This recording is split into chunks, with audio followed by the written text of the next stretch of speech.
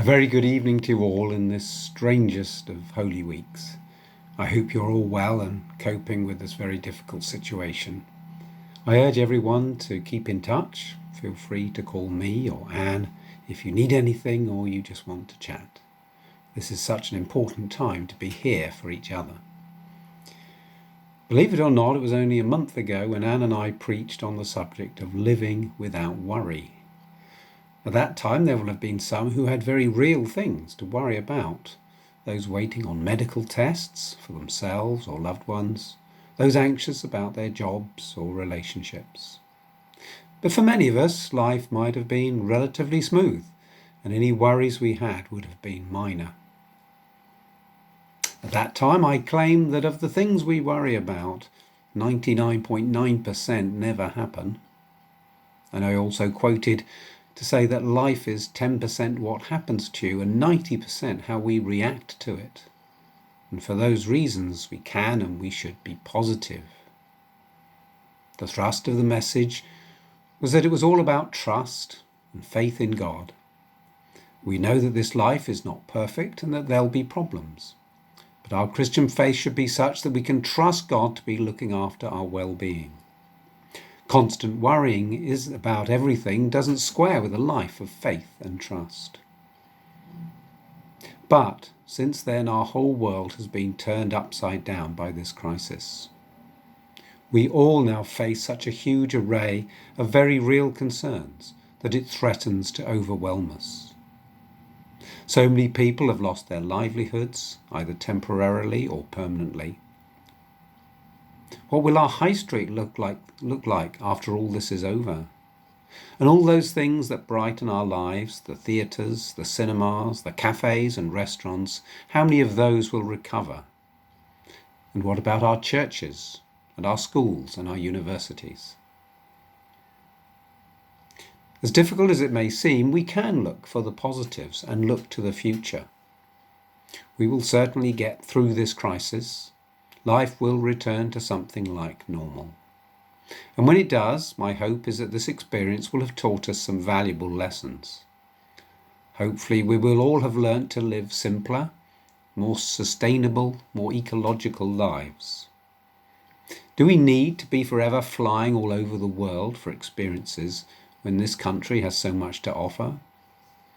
I've done a lot of walking and cycling locally within a few miles of here, and there are so many routes, lovely routes that I've done, that in 40 years of living in Maundy I never knew existed.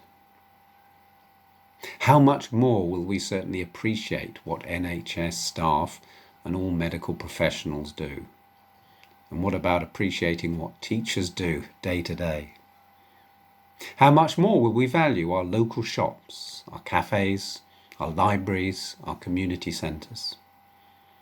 How much more will we value the outdoors, fresh air, springtime, the simple pleasure of taking a child to a playground? The gospel reading I preached from last month was Matthew 6, all about how God feeds the birds and clothes the lilies. But the punchline of the passage was this: but seek first God's kingdom. The idea was that what we worry about tells us a lot about what we value. If we over-worry about something, then it's perhaps a sign that we place too much value on it. Jesus sums this up when he says, "Do not store up treasures on earth, but store up treasure in heaven. For where your treasure is, there your heart will be also." Our worries today are absolutely genuine. This is not worry about something that probably won't happen. These are concerns over a very real crisis. However, what we worry about still remains a good indicator of what we value and where our heart is. So as we sit out the remainder of these restrictions to our lives, let us prepare for the time when it will be over. Let us think about what we value most, what our heart is set on. Last month I said that as Christians we should emphasize what we have rather than what we don't have, to count our blessings. Even in these direst times, it still remains true for almost all of us that what we have is so much greater than what we don't have.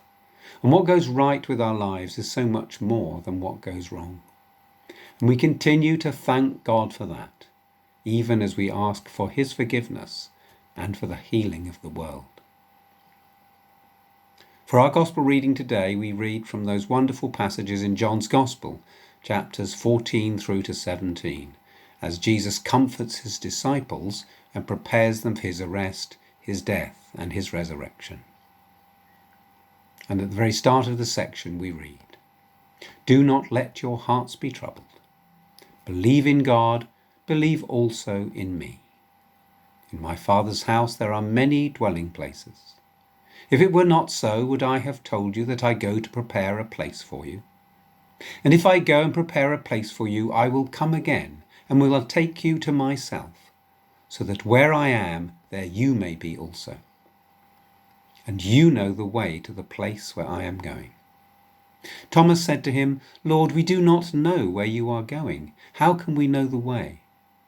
Jesus said to him, "I am the way, the truth, and the life.